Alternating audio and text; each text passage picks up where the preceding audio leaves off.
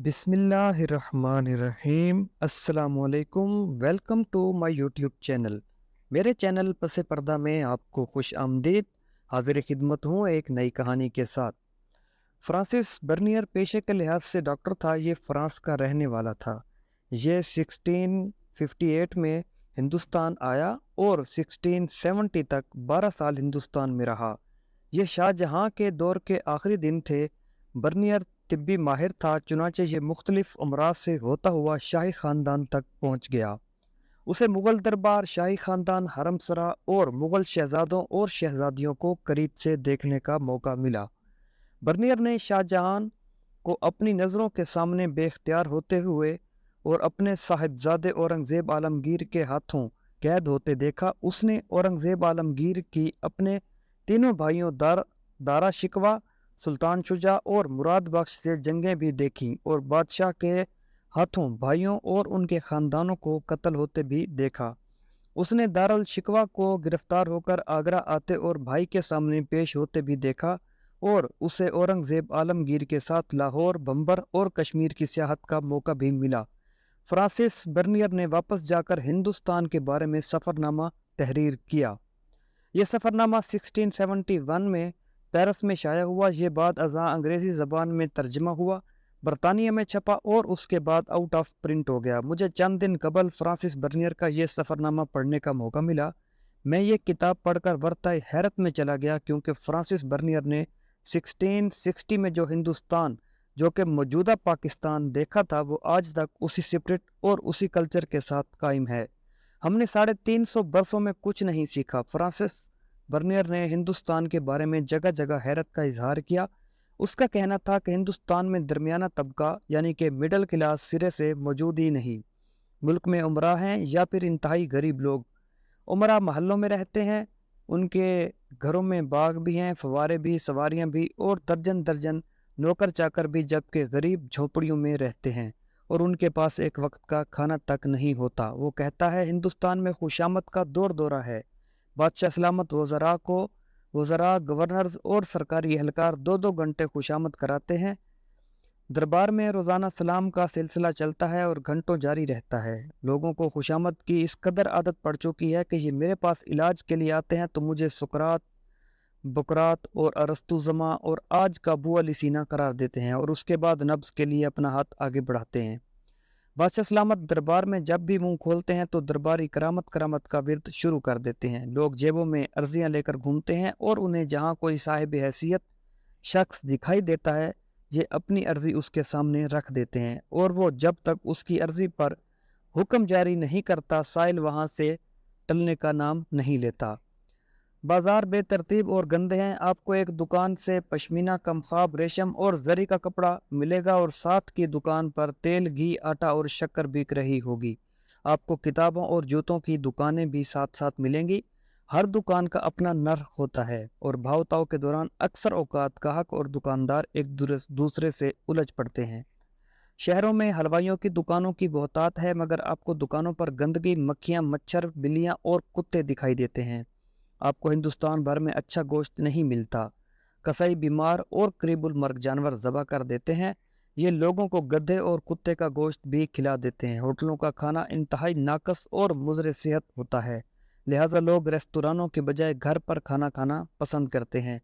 फल बहुत महंगे हैं। हिंदुस्तान में खरबूजा बहुत महंगा होता है, लेकिन 10 खरबूजों में से एक मीठा निकलता है।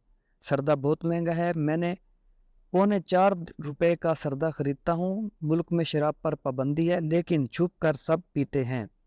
शराब शिराज से स्मगल होकर आती है और शहरों में आम मिलती है। ताहम हुकूमत ने ईसाइयों को शराब पीने की इजाज़त दे रखी है, मगर ये अक्सर औकात अपनी शराब मुसलमानों को बेच देते हैं।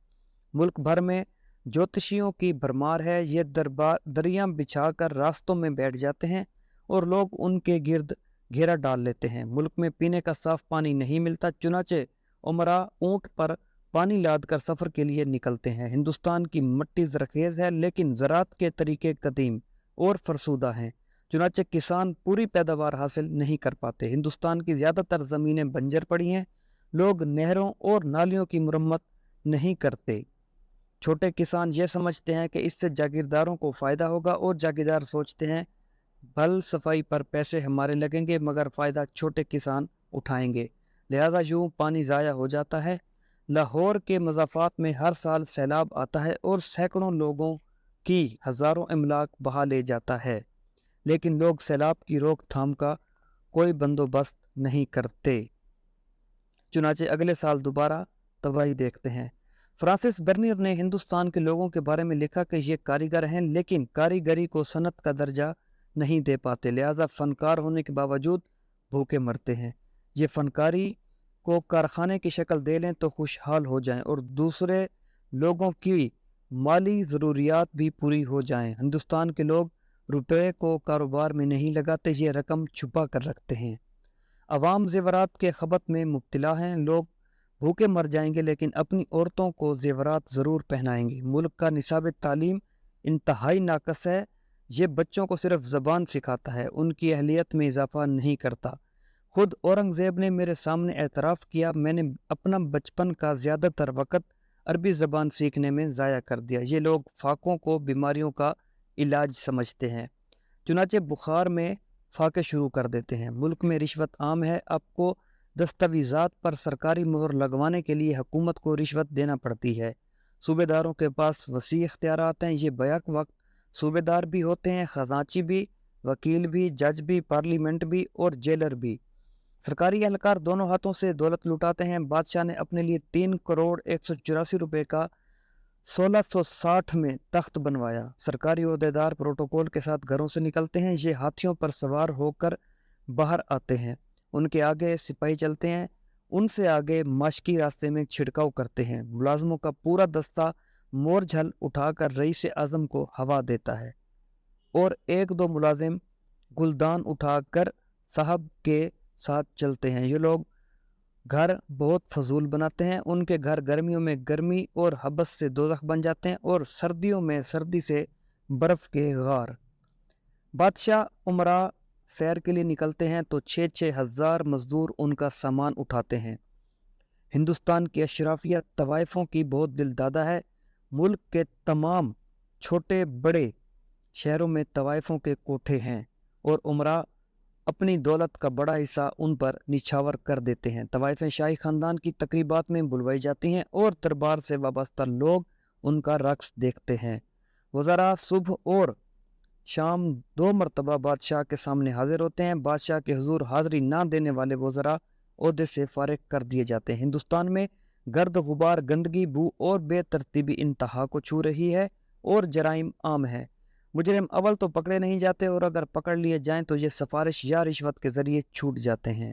یہ فرانسس برنر کے سفر نامے کے چند حقائق تھے، آپ انہیں دیکھیے اور آج کے پاکستان پر نظر دوڑائیے۔ آپ کو یہ جان کر اطمینان ہوگا کہ ہم نے الحمدللہ 350 سال میں کچھ بھی نہیں سیکھا۔ دوستو، امید کرتا ہوں کہ آپ کو یہ کہانی اچھی لگی ہوگی۔ اس طرح کی مزید انفارمیٹیو کہانیاں سننے کے لیے میرے یوٹیوب چینل کو سبسکرائب کریں اور میری کہانیوں کو اپنے دوستوں کے ساتھ شیئر کریں۔ ملتے ہیں انشاءاللہ نیکسٹ ویڈیو میں۔ اللہ حافظ۔